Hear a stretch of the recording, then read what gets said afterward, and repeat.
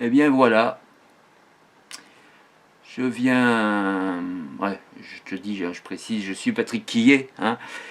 Si tu ne m'avais pas reconnu, je te le dis. Donc, eh bien voilà, je viens de faire le dernier cours entre 9 h et midi, aujourd'hui. Hein, en cette date mémorable, c'est d'ailleurs écrit en bas de l'écran, je ne sais pas exactement si c'est là ou là, enfin tu me le diras toi-même, le 16, donc le 16 avril 2021, entre 9 h et midi, ça a été mon dernier cours d'une carrière commencée tout de même je te le donne en 1000, je te le donne en 100, en 1975, quand même. Il a eu lieu face à des écrans. C'est pour ça que je ne porte pas de masque, hein, évidemment. Sinon, avec public, je porte masque. Mais sans public, entre moi et moi, sans masque. Il a eu lieu donc face à des écrans noirs, même si certains étudiants ou étudiantes ont tenu à allumer leur caméra en toute fin. Le cours était un cours de première année de licence, ouvert à tous les étudiants de l'université. Je rappelle l'université de Nice. On ne précise pas, mais c'est pas grave, on précise quand même.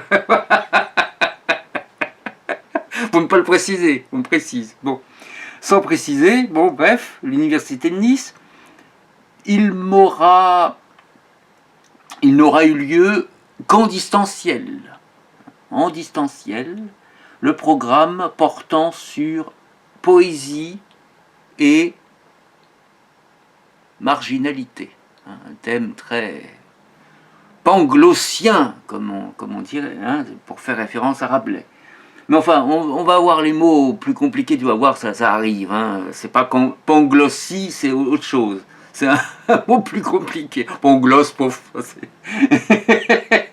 Donc poésie et marginalité étaient composées des fameuses poésies de François Villon, hein, on ne précise pas François, mais bon, Villon, V-I-2-L-O-N, des poésies documentaires complètes de Pierre Mac-Orlan et de Kala Ghoda, hein, G-H-O-D-A, poème de Bombay, d'Arun Kolaktar, hein, ouvrage publié dans la petite collection Poésie Gallimard. Cette dernière séance du semestre, qui faisait office de cours, de synthèse, portait sur l'usage de la langue.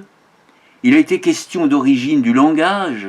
Hein, alors langue s'écrit L-A-N-G-U-E, et le U disparaît, on ne sait pas pourquoi, pour langage. Hein, mais en anglais, par contre, en anglais, on dit language. Language, il y a le U qui reste. Hein, mais en français, non. En français, on retire le U de langue pour mettre à langage. Hein.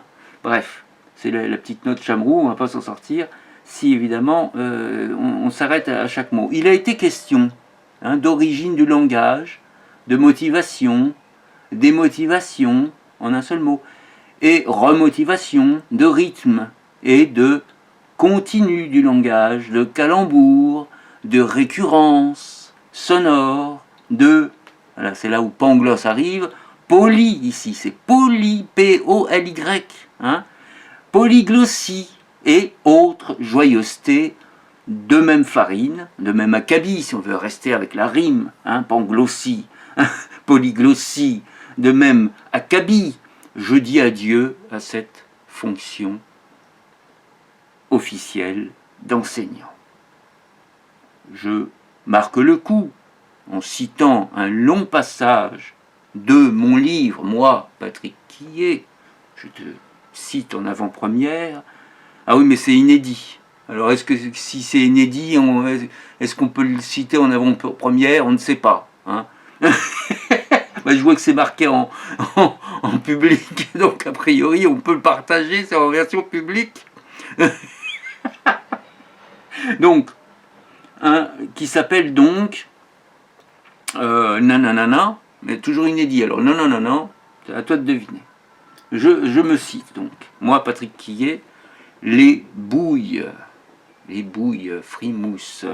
Frimousse en 2 mots, évidemment. Free, ouais, free. Libéré. Si tu as la version choc, de toute manière, tu auras la version inédite, hein, forcément. Ouais, là, tu seras complètement paumé avec moi. Bon, donc frimousse, les beaux masques, les cohortes d'élèves ou d'étudiants qui vous ont dévisagé, de la contemplation à l'agression, en passant par la fascination, la provocation, l'ironie, l'indifférence ou l'hostilité, certains de ces visages se fécondaient,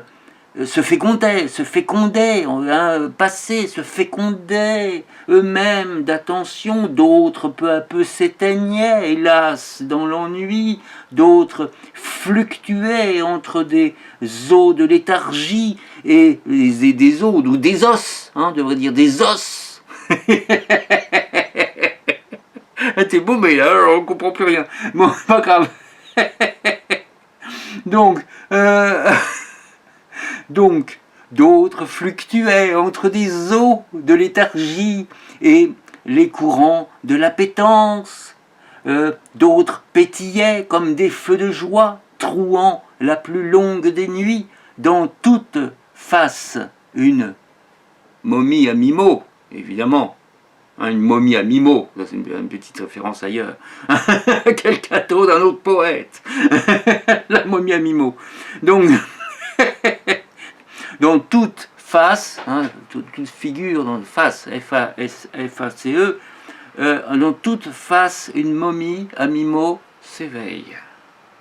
Et l'enfant de la vie se sent gros de sa mère. Oriata, sors de ce corps. Tant de lettres errantes, soudain accroissociées, j'allais dire des lettres assoiffées. Ah bon, c'est des lettres assoiffées. Non, c'est des lettres associées. Ouais, on m'a dit qu'il n'y a pas d'internet, c'est pas grave, je suis hors internet, c'est pas grave. Je n'aurai point le texte, pas grave, je n'ai plus le texte, c'était un début de texte de Patrick Quillet. On supprime Patrick Quillet puisqu'il n'a plus droit à la parole en tant qu'enseignant, à l'université de Nice, ça y est, au revoir. Et donc, il y a Chamroux qui prend sa place, il n'y a pas de problème, au revoir, à bientôt.